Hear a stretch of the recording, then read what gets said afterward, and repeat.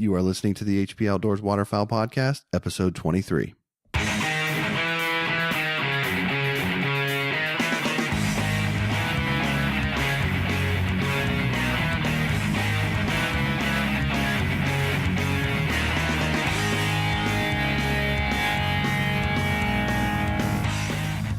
This week on the HP Outdoors Waterfowl Podcast, we're talking duck calling strategies with three-time world live duck calling champion Trevor Shannahan, and we're going to continue with our duck profile segment and feature the Blue-Winged Teal.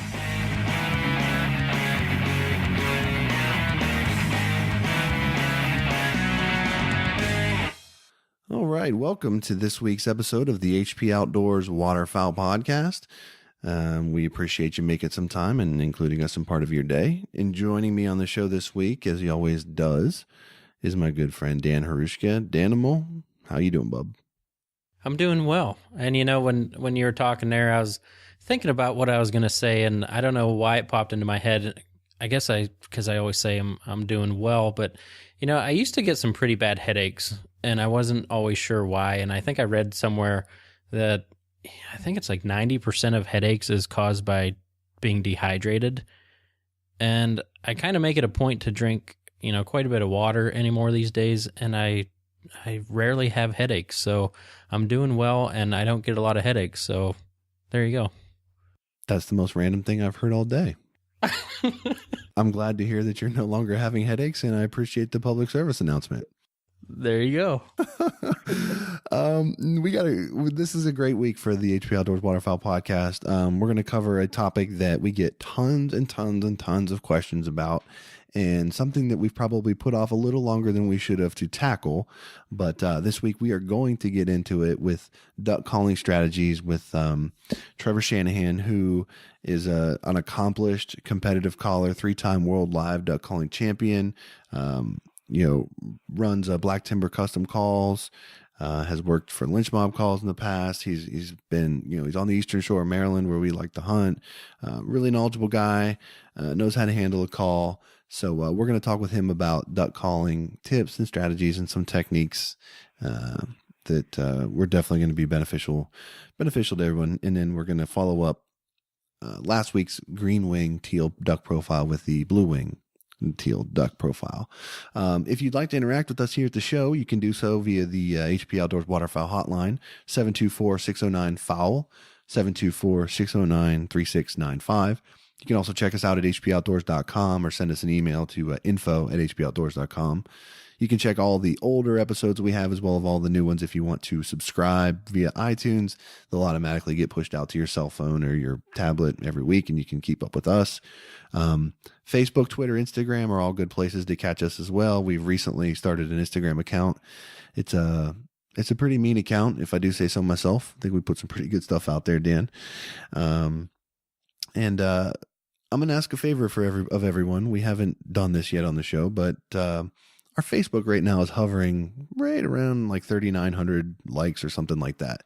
I'd really like to see that get to 4,000 likes. So if you all could help us out a little bit in that regard and give us a share or, like the page if you haven't done so yet, we would certainly appreciate that. A couple other things we offer for you too, if you haven't had a chance to do so, is our newsletter. We send that out periodically with different information and things that you might find useful as a waterfowl hunter. So be sure to sign up for that on our webpage or through our Facebook page if you'd like to. And then if you're so inclined, we also have a listener survey that you're more than welcome to fill out and give us some feedback about the show. You can find that on our website and also our Facebook page somewhere. I believe it's on there too. So enough of the housekeeping, Dan. This week, there's a lot going on in World HP, as far as just with the show and things we've got going on. You want to share with everybody sort of the newest development with the HP? Yeah. Sport ear, we talk about staying safe all the time. And one thing that we really haven't mentioned is your hearing.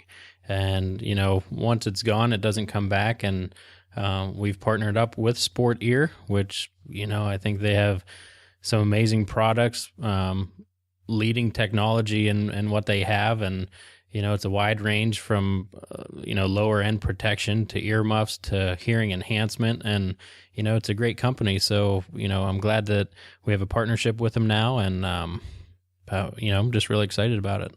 Yeah, and this is a big one for me. Most of the people who listen to this show probably don't know this, but I've had concerns about my own hearing for a long time. I'll be sitting on the couch watching TV with my wife in the evening, and it seems like it happens in the evening more times than others, but I'll just start getting ringing in my ears and things like that. And it concerns me, a lot of, people that get older in life, they lose their hearing, and it's hard to, I want to be able to hear my grandkids, and, I don't want to be having problems carrying on conversations later in life. And I know I've had this happen to me a bunch of times, and I'm sure most people listening to this show have had it happen where you're hunting in a blind or something and birds are swinging and everybody's shooting, and all of a sudden someone's barrel gets a little close to your side and it rings your eardrums and that kind of stuff. And that just does incredible damage to your hearing. I mean, just brutal on your hearing. And I try to be really, really vigilant and wear ear protection all the time when I'm hunting. But, as most people know, if you're using like a foam ear protection or something like that and you stick it in there, if you start calling, it's all muffled and it's tough to hear and tough to know what you're doing. So I tend to kind of pull it out just a little bit so I can hear what I'm doing. And then oftentimes I don't get it back in there good and tight and, before we shoot. So I protect a little bit, but not as good as I should. Where Sport Ear comes into this for me is they offer products that allow you to block out damaging noise while still carrying conversations, running calls, that kind of stuff at the same time. And a lot of this stuff, if you look on the market, you're going to pay, thousands of dollars for this type of technology. You can pay that with Sport Ear if you want. But the best part about this company is they offer that same type of benefit, being able to hear while blocking out the damaging noise at like a $15 price point to start. That is the best $15 that you're going to spend. And I'm not just saying this because we're partnered up with them. I'm saying it because it's important. Hearing protection is that important. So we're going to have some more stuff coming down the road with Sport Ear to just kind of help educate everybody on hearing loss, ways to prevent it, hearing enhancement opportunities that their products have, that kind of stuff. So really exciting things for us here. And I think it's a really positive thing, and hopefully it sheds a little light to, you all out there that probably don't wear ear protection when you're out there hunting as much as you should. So, yeah, I was going to say you definitely should. And, the companies that we promote are companies that we use and really believe in.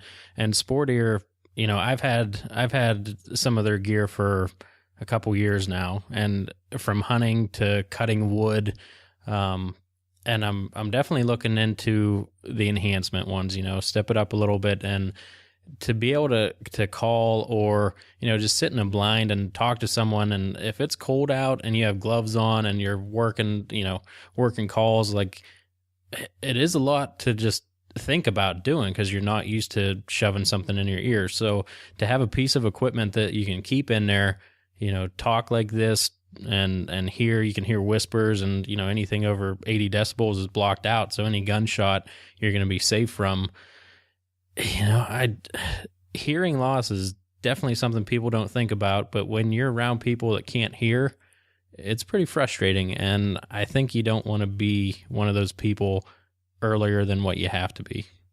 Yeah, for sure. And it's something that's preventable, so I feel good about shedding light on that issue and offering opportunities to help kind of remedy the issue. So good stuff coming down the road on that front. All right, Dan. So this week we're going to build off of sort of what we covered last week with the duck profile. We featured the green-winged teal, and naturally we were going to roll right into the blue-winged teal.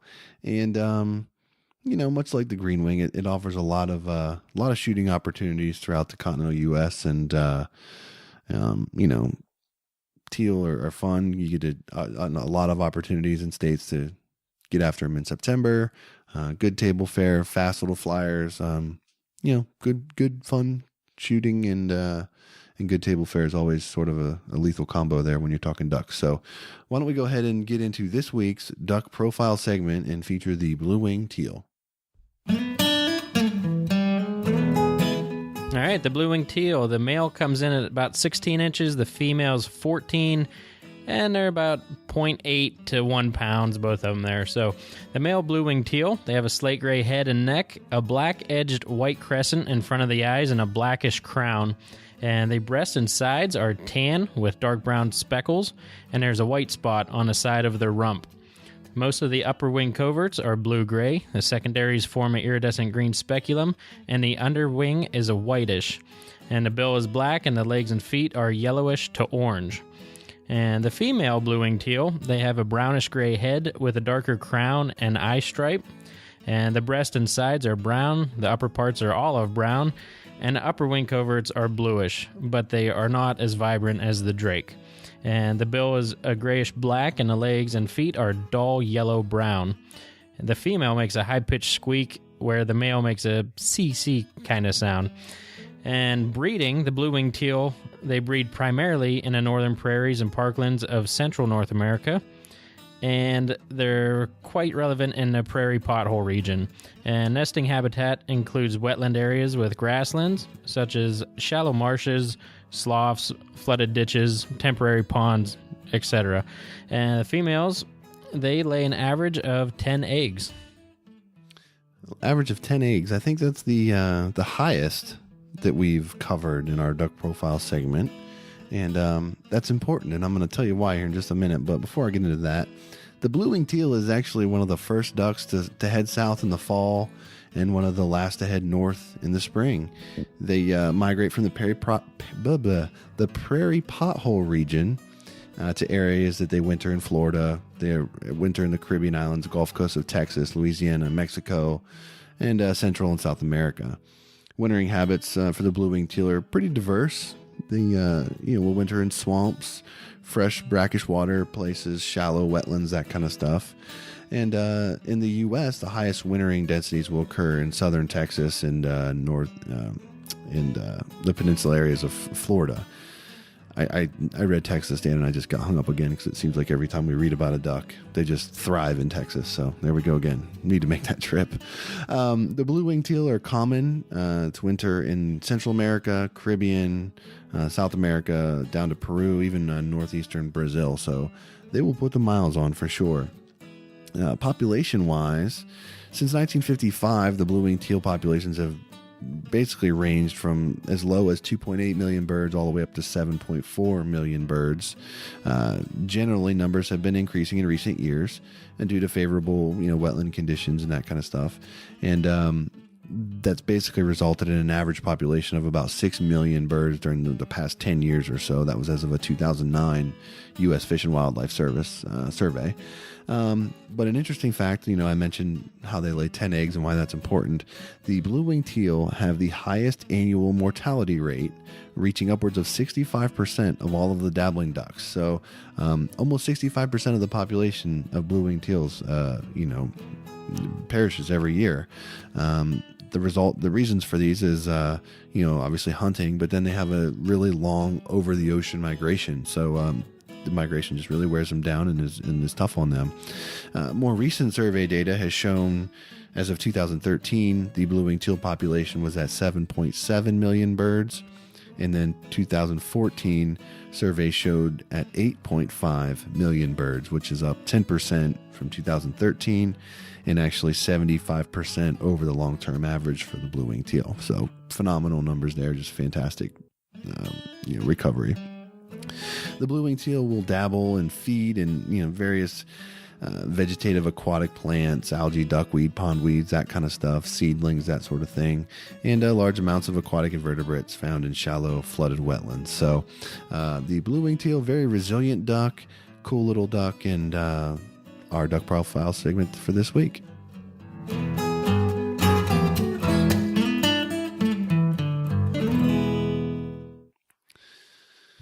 Okay, Dan, we get a lot of questions about duck calling, and neither one of us are the expert on that topic, but fortunately enough for everyone listening to this show, we got a real good duck caller joining us this week.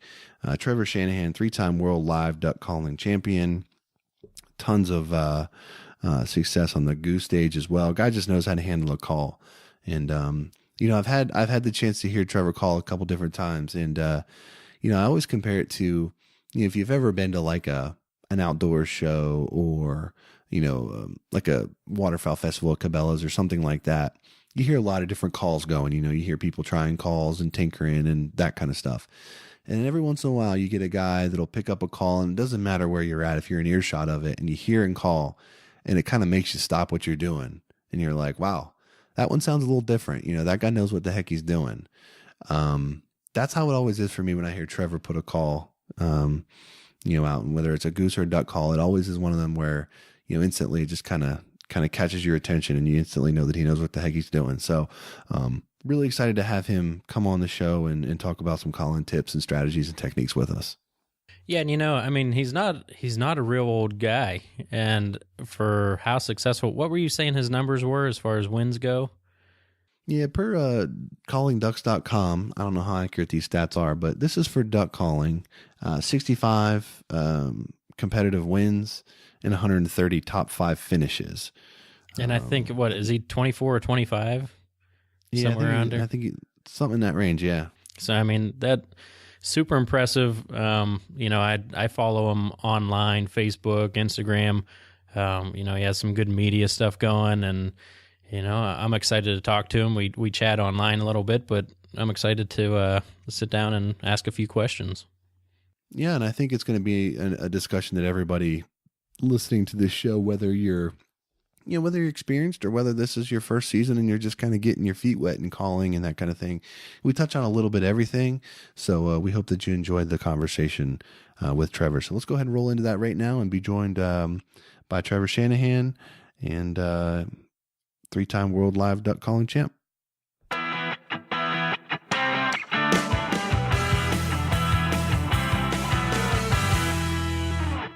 All right, we are excited to welcome a special guest to the show this week. We know that you all have been waiting to hear the topic that he's going to discuss with us, and I couldn't think of a better person to talk about duck calling and duck calling strategies than 3-time world live duck calling champion, Trevor Shannahan of Black Timber Custom Calls. Trevor, how are you? I'm doing good. Awesome, man. We appreciate you giving us some time to come on the show and talk about duck calling tips and strategies. And, we get a lot of questions from our listeners about what to do in the field with the calls and how much to call and when to call and all that kind of stuff. So we want to tackle a lot of that with you here today. But, there's a lot of basic things I think that go into duck calling that guys either overlook or don't think is, maybe so important to know and that kind of stuff. So before we get into too much, about what to do with the call in your hand, let's talk a little bit about the different calls, that are out there on the market and that are available to guys. Maybe explain to us a little bit about the difference between a single reed and a double reed call. And then maybe, what would you recommend for someone that's, looking to purchase their first duck call and just kind of getting going, duck hunting? Well, with the single reed,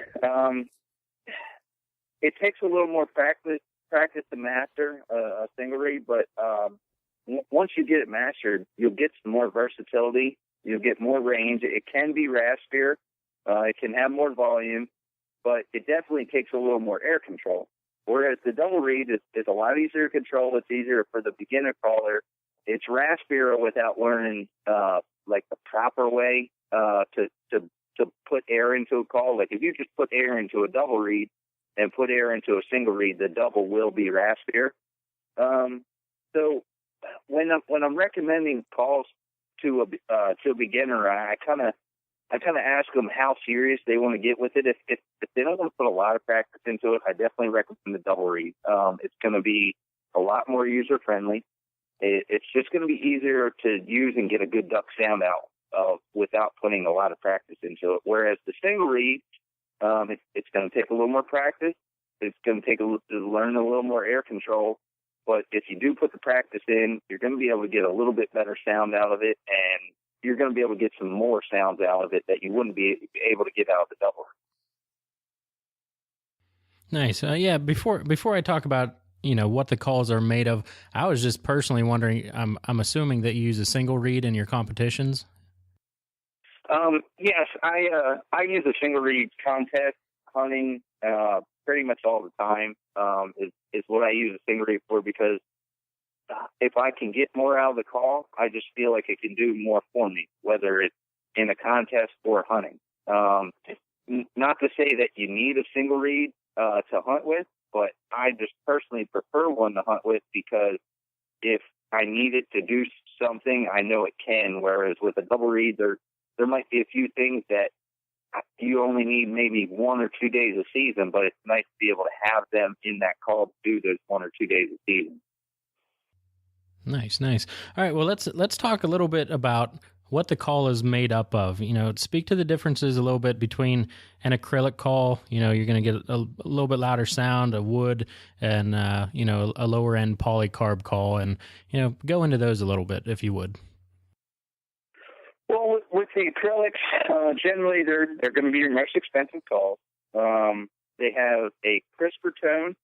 They generally have a little more volume.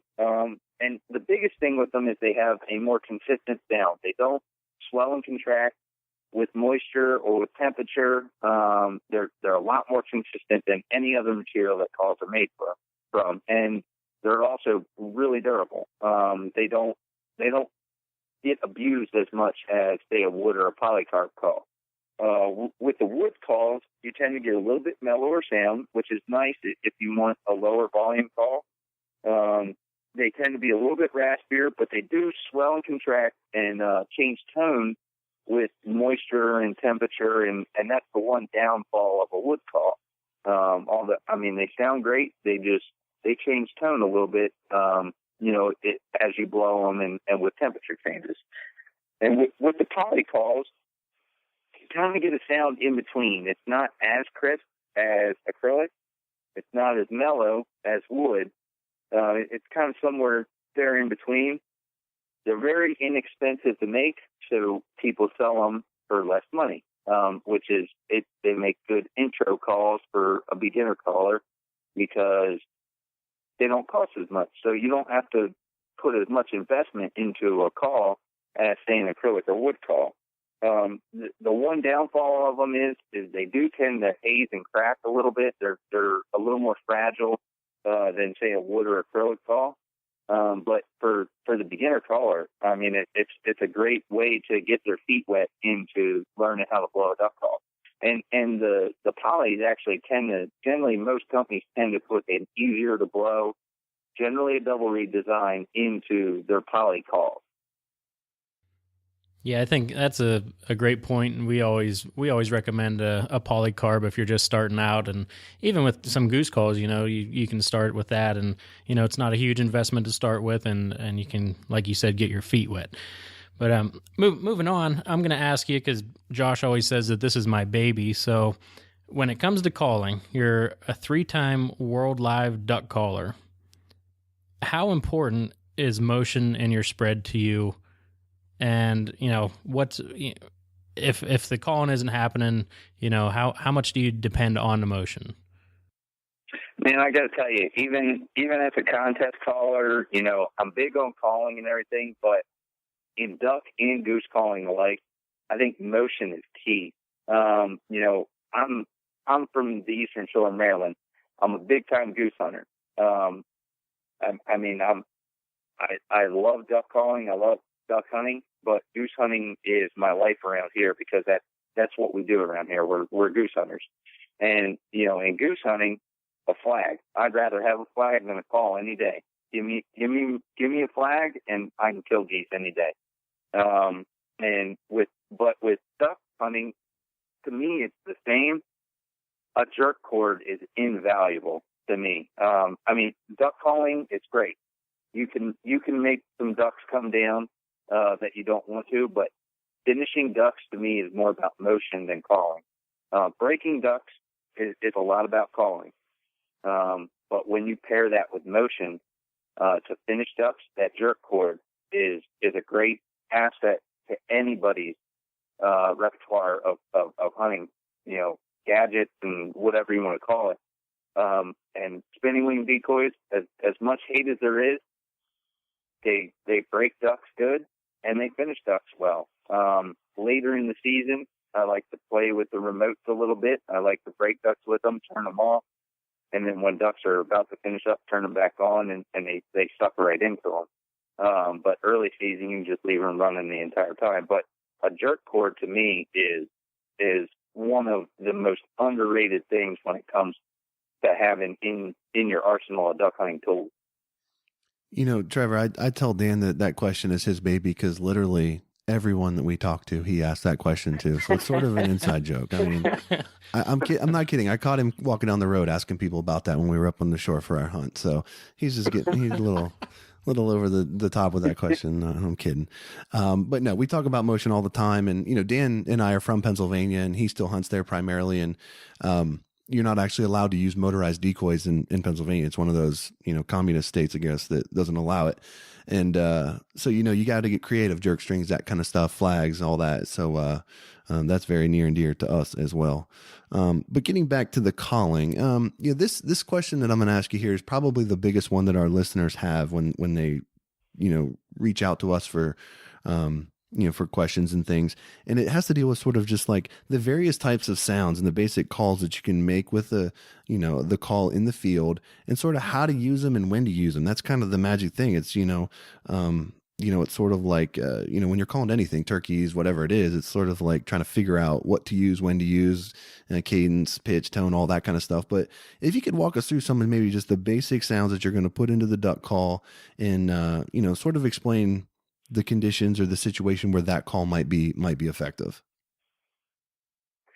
Well, I mean, I guess the most common one that you're going to use would be your greeting. And it's really just kind of used to get the duck's attention. And it kind of sounds a little bit like this. I'm just going to blow the call a little bit and just do one little string of greeting. I like it. And this is just used to get the duck's attention, and it sounds a little something like this.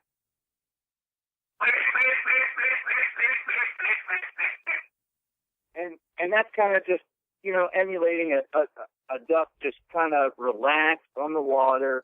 Just it's all a duck out in the distance, and it's saying, hey, we're here. And that generally will get the duck's attention. Well, when I get them working to me, I'll just do that maybe once every 5 seconds or so. And, normally I can just run that right to the water. Every 5 seconds or so, those ducks will finish up. And the biggest thing is hitting the ducks on the corner. If they're coming at you, just be quiet. You don't really need to do anything if you're going to do anything. I do a little bit of feeding call. And with the feeding call, to me, it's just a confidence call. It's just saying, we're here, we're content, there's some food here, and, that just sounds a little bit something like this. If you have some ducks working, you don't want to be too loud, too aggressive with it. You just want it to kind of sound nice and relaxed, like there's some ducks sitting there feeding on some good corn or some rice or, whatever's in there, and it sounds a little something like this.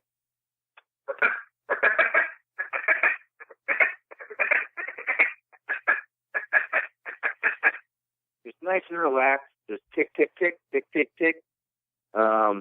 And, if you have birds leave you, something flared them or something, you hit them with a little comeback call. And what that comeback call is it's basically the greeting. It's a little more demanding. It's telling these ducks, hey, get back here, and it just sounds a little something like this, a little bit faster paced, a little more aggressive. And it sounds like this.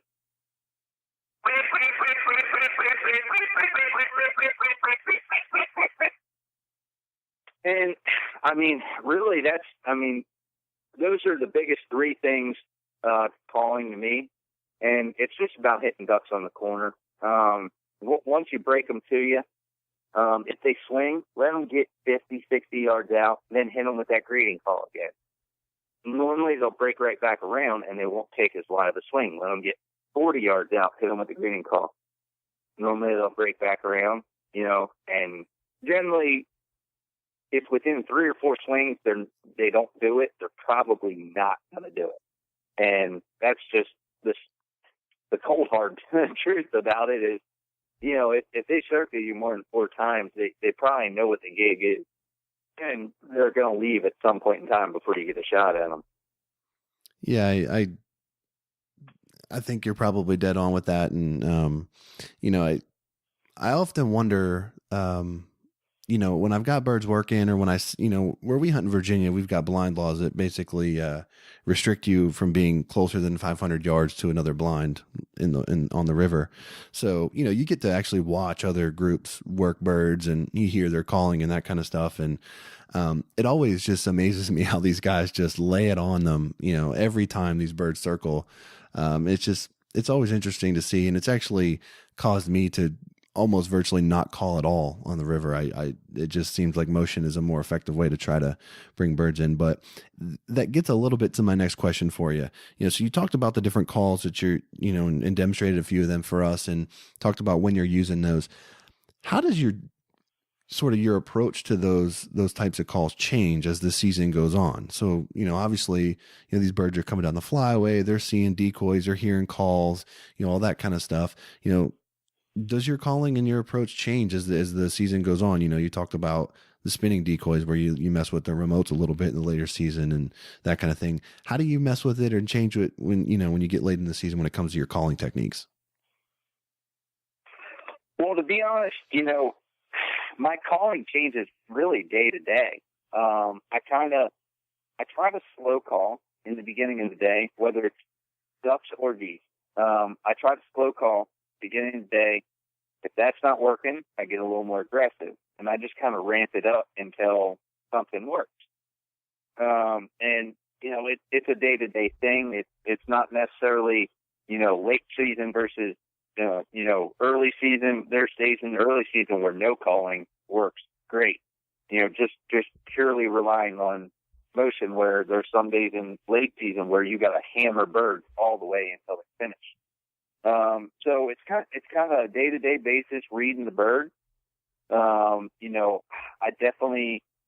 I play motion a lot more. Later season, I'll use motion more to my advantage, than changing my calling tactics. Especially with mojos, because I feel like ducks get real wary to spinning wing decoys. And if you're going to use one, I feel like you need to play the remote. And that's what I call it, playing the remote. You turn it on and off, and you play with when it's spinning. But then I also feel like if you're going to use them and leave them on, put, 5, 6 out, something they're not used to seeing. It's all about being different than what everybody else on the flyway has done. And that's what I try to tell people. Either you got to play the remote with one, or you got to have 5 or more, with the spinning wing decoys. And I feel like that's the biggest change that comes with later season ducks. Yeah, I think the versatility and having a bunch of tools in the bag are definitely the best option when it comes to that. Pull out all the tricks if needed. And this next question, I kind of thought about it from being down on the Eastern Shore, and up here we don't have. We get some good duck flights, but we're sitting down there and there's just, a knot of 1,500, maybe 2,000 mallards and black ducks came through. And I'm just looking at it and I was like, man, that's just awesome because, we just don't see it around here that much. So when you're calling, how does your approach change when you're calling to a huge flock like that, trying to break some off, compared to a group of, maybe say 6 or 7 ducks, and then tone that down into maybe a pair of ducks? Do you have a different approach when it comes to those? Well, I can start off with saying I wish I had those farms that had the big groups of ducks coming in on the Eastern Shore. My hunt club tends to it generates better goose hunting than duck hunting. Let's just say that. But I do a lot of hunting down in Arkansas, which is known for its duck hunting. I hunt up in Canada quite a bit. So I've learned my duck calling in spots that that have a good amount of ducks. Even though I don't get quite the good duck hunting up here on the Eastern Shore as some other people have. But with the larger flocks, I just found you can be more aggressive. You can hit the ducks harder. You can work them a little more than with the singles and doubles. I tell you, with the singles and pairs, more spacing to me is key. You call to them, let them call back to you. You call back to them. There's more spacing in your calling when you have smaller groups of birds than, say, maybe you got a group of 50 to 100 mallards working you, where you can afford to be a little more aggressive with them. And that's the biggest thing that I've found. You can just be more aggressive. You can call more to the bigger groups. Nice, and just get a little more personal with those singles and doubles. It's a great point. And you talked about Canada and Arkansas. So, you hunt over water, you hunt fields, you hunt timber. Break those down a little bit. How do your techniques differ in those situations? I mean, personally, me, ducks are ducks, no matter where they're going. I tend to work ducks the same. Now, in the true timber, I don't have a lot of experience hunting true timber, like Arkansas deep timber where there's holes and everything. But in the true timber, there's a hole in the timber. You got to work them down in that hole. So your swings aren't as wide as they would be in a field, or like a creek bed or whatever, where they can sit there and swing real wide. They got real tighter swings. You need to break them down and break them down quick in the true timber. Where out in the fields, you can let them get a little wider. Like out in the fields, I like to get them about 60 yards out. Well, if you get them 60 yards out in the timber, you've lost them. They're gone. They're not coming back. And that's the biggest difference. You gotta break them a little quicker in the timber than the fields. But other than that, that's about the only difference that I see in calling them. Trevor, let me ask you a question really quickly that just kind of popped into my mind. You read, in the Cabela's magazines and all these places where they advertise calls, and you see calls that are, timber calls, and you see calls that are, open water calls or whatever they want to call them. I mean, what's the difference between the two? Well, the conventional idea on a timber call is that it's quiet. It's a low volume, soft call, and the open water is a loud, high volume call. But the guys who are effective day in and day out on high pressured Arkansas publicly in timber are blowing cut down hole. And those are some of the loudest calls ever made. So it's kind of odd that the conventional name timber is a low volume call, where super effective calls in the timber are actually loud calls. It's just a little bit confusing.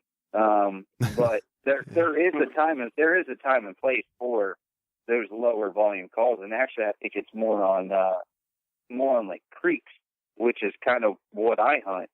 And I still blow a louder call, but I try and tone it down. I try and not blow it as loud as it possibly can, because I hunt with one goose call and one duck call. That's all that's on my lanyard.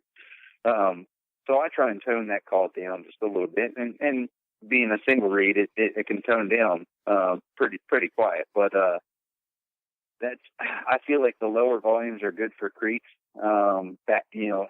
backed up against the wood, like a little pond backed up against the wood. But I feel like in that timber, especially public timber, the louder you can be, you still have to have a good duck tone to your call, but the louder that you can be, the more effective you'll be, because you can demand ducks off of other people hunting a hole, say maybe 300 yards away from you. Yeah, I think that makes a lot of sense too, because, when you're hunting in the timber, naturally the birds just can't quite see you as well as they might be able to see your spread, sit on a pond or something like that. So, you got to use more of that, the calling to get them in to where they can get close enough to see the ducks and, your spread and help you pull them the rest of the way in. But, I think it's confusing to a lot of people. And I know it, by just looking at it and all that kind of stuff, I think it is something that, would get guys kind of misled a little bit from time to time. So I'm glad you clarified that. Along the same lines, I've got, this is a question probably that I ask about everybody that we talk to, but I think it's a valid one and worth asking.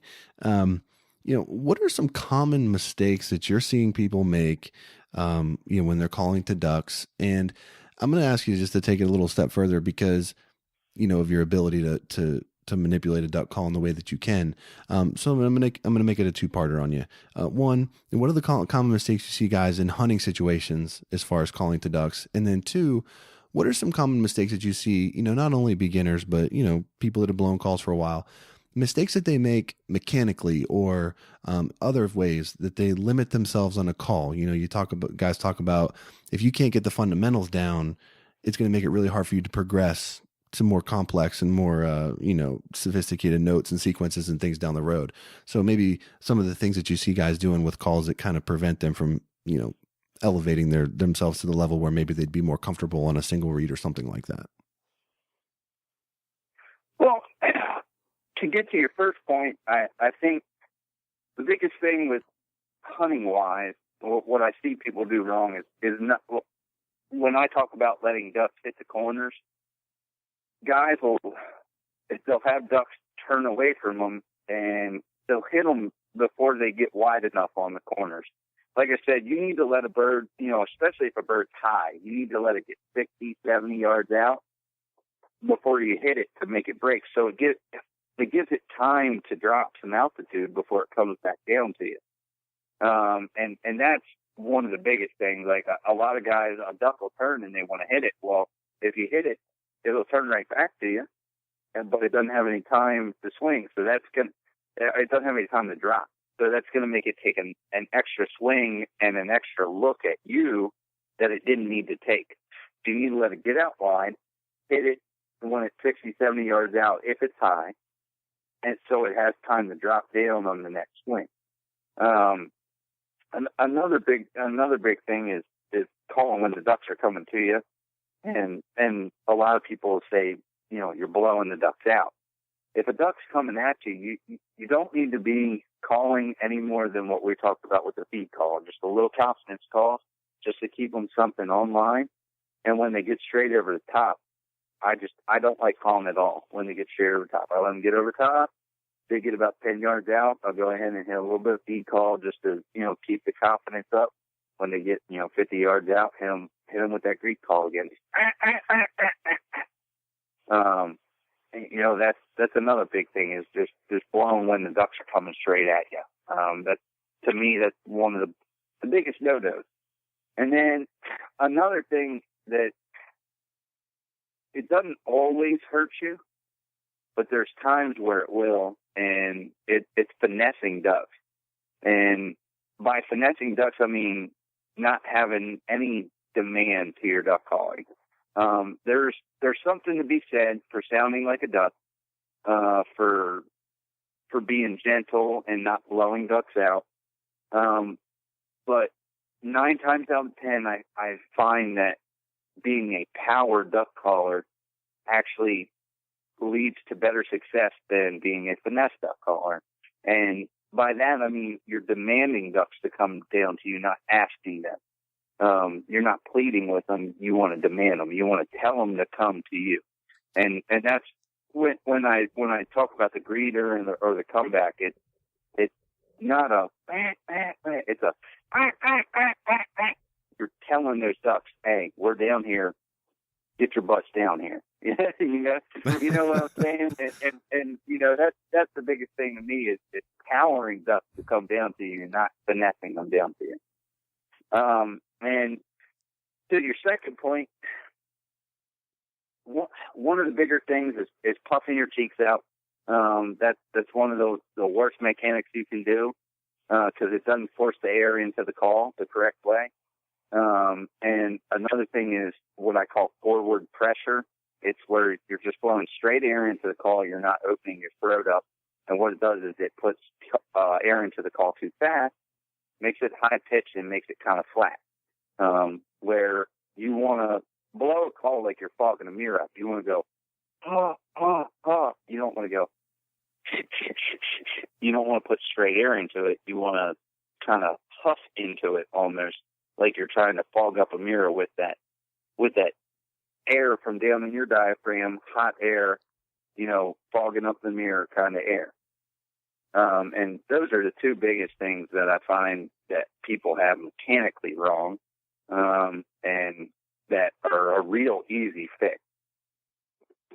Yeah, it's funny because you hear a lot of guys the first time they pick up a duck or a goose call or whatever, and they blow into it, not having any idea what they're supposed to be doing. It kind of sounds like a kazoo, and it just surprises me how many guys you'll see, weeks or months down the road, and they still don't have their call or their lanyard out when you're hunting, and they break it out and they blow into it, and it's the same noise. Like, it's just like there wasn't any kind of progression there. And I think exactly what you're talking about is one of the biggest things. It's just that basic air presentation, from the diaphragm, the warm air, the fogging of the mirror, that kind of stuff, for whatever reason, gets missed by a lot of guys. And like you said, it's just sort of one of those fundamental basics to kind of getting going. We've covered a lot here in a short period of time about, calling ducks and how to be effective doing it and stuff like that. And I want you to talk a little bit about some of the stuff that you've got going on, because, we follow you on, Facebook and Instagram, and, a lot of the stuff that you got going online, and, we've met at shows and stuff in the past. And obviously you're involved with Black Timber Custom Calls, so we'd like you to talk about that. And then also you've got your project that you're working on, Freestyle Outdoors Productions, where you've got some great photography and video stuff going on. So talk about that a little bit, so that the guys listening to the show can go and check you out when they get done. Well, yeah, Black Timber Custom Calls, that started up in 2009. That was my baby, and I ran that till 2012, and then I took a job with Lynchmont Calls. It's a larger call company, and I worked full-time for them until earlier in 2014, about August. And then I decided to move back home. And when I moved back home, I took over managing Black Timber Calls. My dad's the owner now. I had sold it to him when I moved out to work for LMC. Then I took over managing it, and I do a majority of the call turning. I do all the call tuning. And we try to make a variety of calls. We make lower cost, easy to blow duck and goose calls. We make some medium cost, like $80 to $90 range, wooden hand turned duck call, all single reeds, and then our molded calls are doubles and singles, and then we make some higher end acrylics and custom hand turned wood juice and duck calls. So we try to have a little bit of something for everybody, and we try to make our calls real easy to use, user friendly, but to have the most realistic and lifelike sound that we can possibly produce. And we have several different designs of duck calls. We have several different designs of goose calls, trying to fit everybody's needs, sound wise, operational wise, whatever you can think of, we're trying to fit everybody. And if we don't have it, we can work with you to try and get something to fit your needs. That's the joy of having a custom call maker that can do everything by hand. Where do guys go to find your stuff, and how do they contact you if they're interested in a Black Timber call? Well, we have a fairly active presence on Facebook. We just started an Instagram account where we mostly just post pictures, of fan pictures of our calls, pictures that we take while we're hunting. The best way to contact us is either through Facebook or on our email, which is Black Timber Call Co. So Black Timber Call Co @gmail.com. We're working on our website, which is blacktimbercalls.com. Currently it's down right now for updates, but we are working on it and hope to have it in the online store up very soon. And that's the best way to get in contact with us right now is through Facebook and the email address that I gave. And my personal Facebook is another way to get in touch with us, Trevor Michael Shannahan. But right now, that's the best way to get in contact with us and tell the site up. Awesome. And that email again is blacktimbercallco@gmail.com, right? Correct. All right, cool. Tell us a little bit about your freestyle outdoors productions. We're big on photography and enjoy, taking pictures and making videos and that kind of stuff. And a lot of guys, like doing that. Your stuff's a little bit different level, I think, judging by some of the gear and stuff that I see in your Instagram pictures. But tell us a little bit about what you got going on there.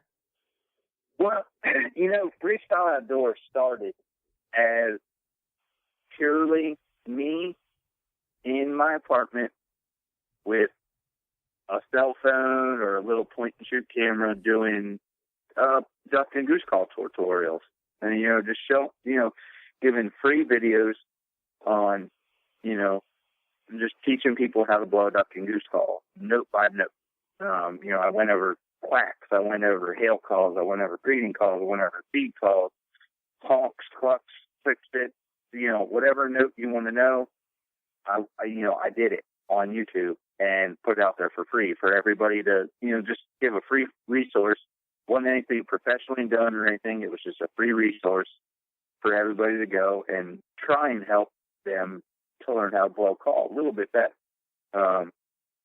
You still had to put the practice in, but it was a resource to hear how it was done, hear what it was supposed to sound like, and to give that to people. Well, when I went out to LMC, I ended up having to learn how to film. Well, when I learned how to film, I wanted to learn more. And I started learning how to use DSLRs and, how to use DSLRs to film, to take pictures and everything. And, I bought my first Canon about 2 years ago, and it was a little T3i, and I started filming with it, started taking pictures with it, and it just kind of grew into where I love photography and I really enjoy filming.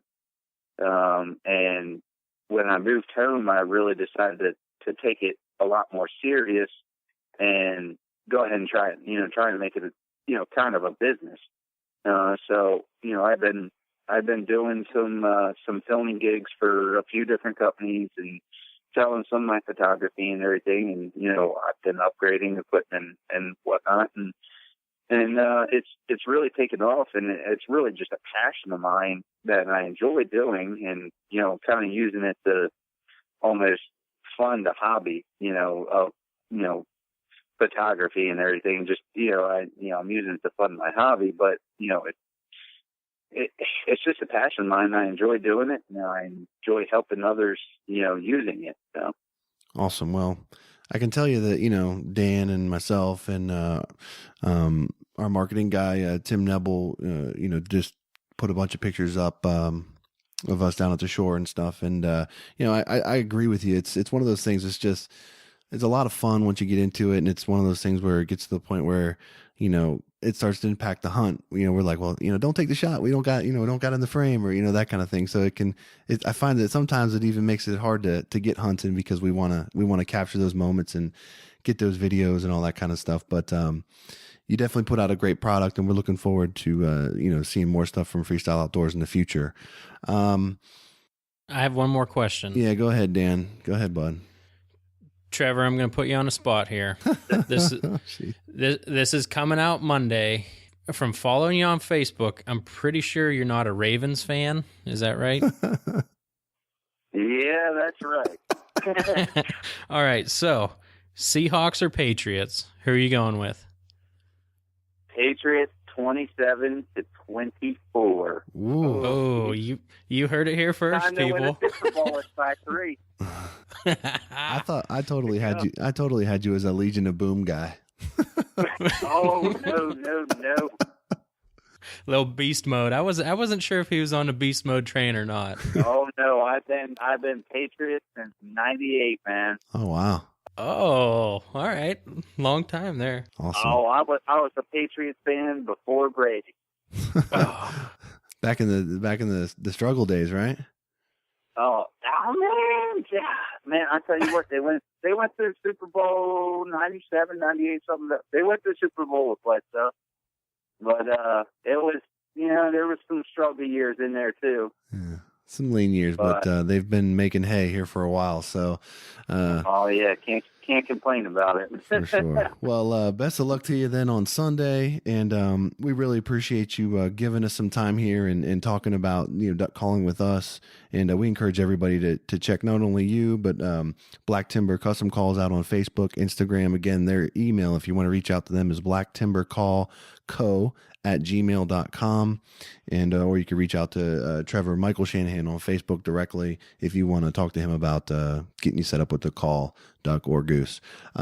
Trevor, again, we thank you for your time. We appreciate you shedding some light on this for us, and best of luck moving forward. And we'll definitely be keeping up with you as we hope you're going to continue on the contest trail, and we can see more from you there in the future, right? Oh yeah, hey, I appreciate you guys having me on. Myself and Black Timber Calls will be in Burlington, Iowa, on the contest trail. We'll have a booth at the Mississippi Valley Callers Association Calling Classic on February 7th in Burlington, Iowa. There you go. So there's maybe some of your listeners are from Iowa, and they can go out and check us out there. Yep, absolutely. If you guys are in the area, stop by, check Trevor out, let him know that you heard about him on our show, and get yourself set up with the call. All right, man, we appreciate it. Take care, and best of luck to you. All right, thank you.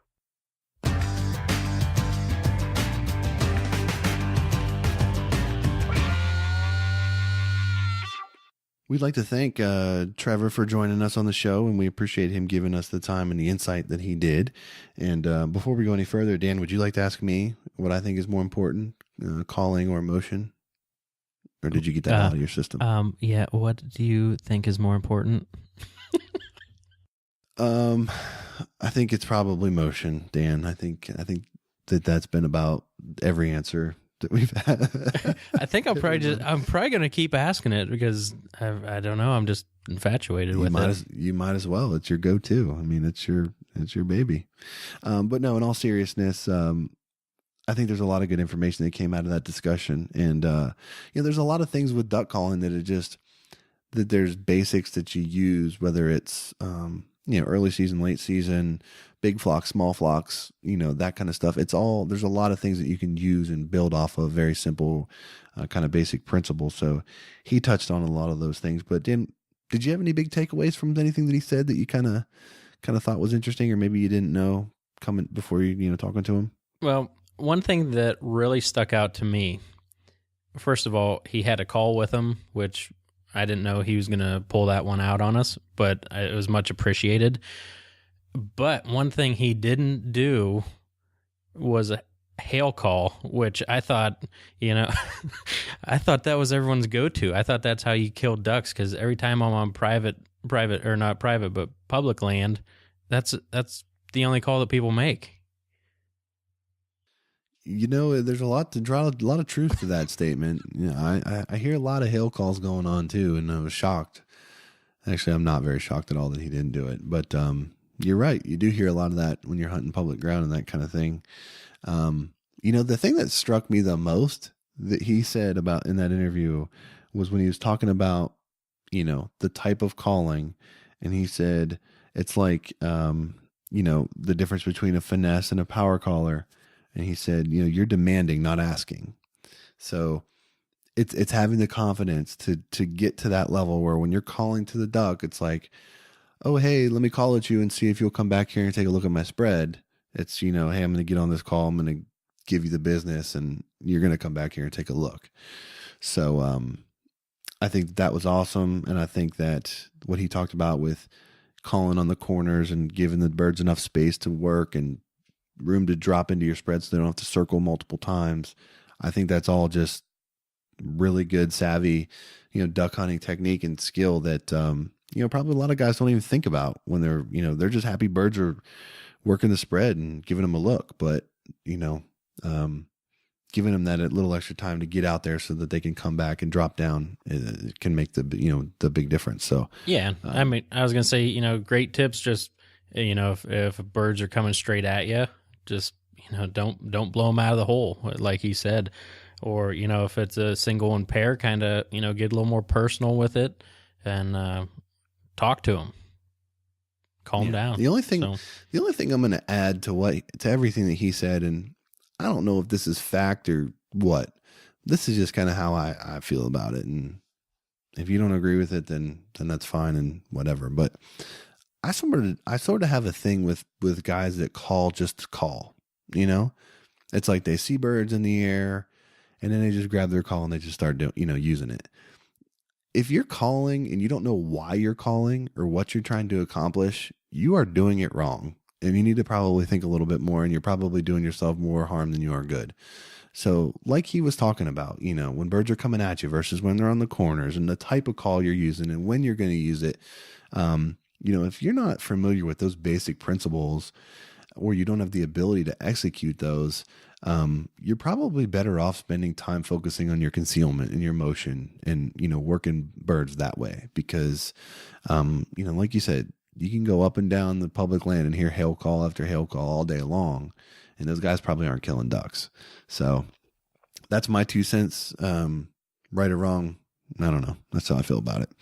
Anything else you got to say about calling to ducks and strategies and techniques?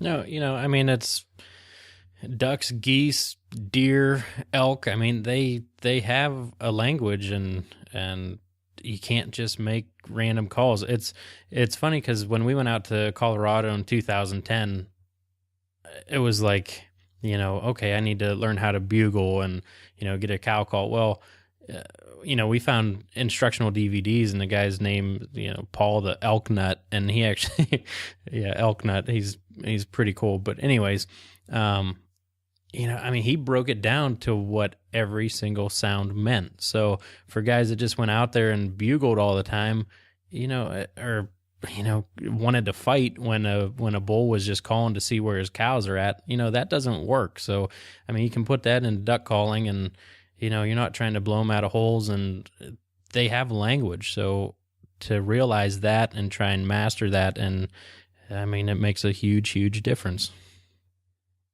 I'm pretty sure you just dropped like 3 Primo's advertisements in one little blurb there. So much speaking the language. It is what it is. I'm going to go Google Paul the Elk Nut just because I like his name. But no, what you're saying is right. Absolutely dead on. Right with you there. And, it's not hard. It just takes a little time, a little practice. And, the want to know, the will and the desire to know more about your bird that you're pursuing and that kind of stuff. So, I can assure you though, when you get a little bit of experience in that, and to work a set of birds on the corners and have them bank and come back and, drop in like Trevor was describing is a really great feeling. It's knowing that you had influenced the birds to do that is cool. And that's part of why, calling to ducks is so fun. So, make sure you guys, if you're interested in the stuff that Trevor's got going on, check him out. The email again for Black Timber Custom Calls is blacktimbercallco, blacktimbercallco@gmail.com. Check him out on Facebook, Instagram. You can check Trevor out in Facebook and all this stuff, and see what he's all about. Dan, anything else you would like to add for this week's program before we wrap it up? Who are you picking for the Super Bowl?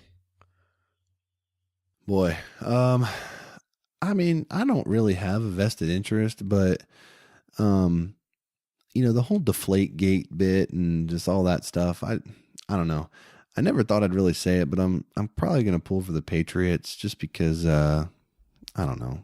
I don't like the whole Seattle thing with their Legion of Boom and their where they're always popping off and stuff. I like it.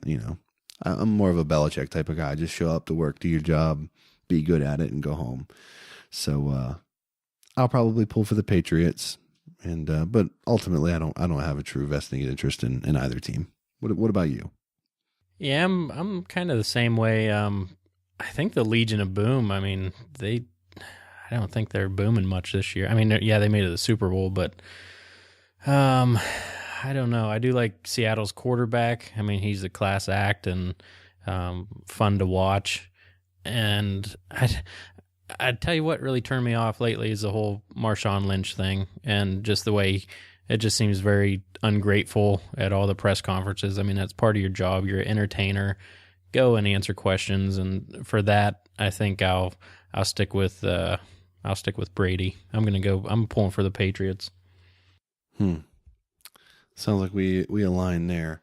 Well, yeah. Hopefully everybody enjoys the Super Bowl. It's always fun to, pull yourself out of bed Monday morning and go to work after a, Super Bowl party and that kind of thing. But be safe out there, and enjoy the game. I honestly look forward to the commercials a little bit more than the game anymore these days. It makes me sound so old. It's weird. All right, man. Anything else before we put a bow on this episode with the parting shot? I'd just say go check out Sportier. We talked about it, and if you haven't thought about it, you're listening to the podcast, and we hope you continue to, so we don't want you to lose your hearing, so go check them out. I see what you did there. You like that? You like that? I like that. All right. Without further ado, let's go ahead and get into this week's parting shot. All right, this week the parting shot is basically just a look forward to the spring. Obviously, it's a great time to get out and do some things that can kind of help for conservation in your area. Take a look at building wood duck boxes or reaching out to your local game commission and seeing if you can help with banding exercises or kind of habitat management they might have. A lot of these areas have been really deeply cut by budget cuts and restrictions at the state level. So, these guys can always use volunteers, an extra set of hands, even if it's going out and picking up trash or, helping plant fields or, like I said, banding, building wood duck boxes. There's always things that you can do. A lot of these places have public hunting opportunities that may need blinds to be rebuilt or brushed, that kind of stuff. Basically, at the end of the day, if you're not out there doing things to help improve the situation, you have no room to talk about not seeing ducks or not having success in the field. And waterfowl hunting and habitat management is a year-round activity. And if you don't do that starting, the day the season closes, when that season opens back up, you really don't have anything to say as far as lack of success or lack of birthday. So get out there and do your part.